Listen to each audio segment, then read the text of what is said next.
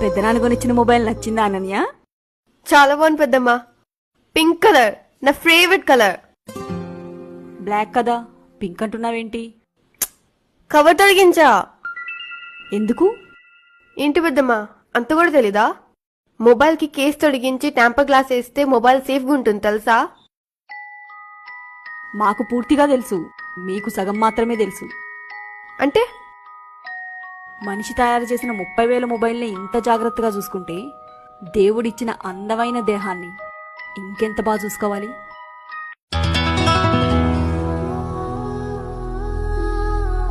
Okay పెద్దమ్మా.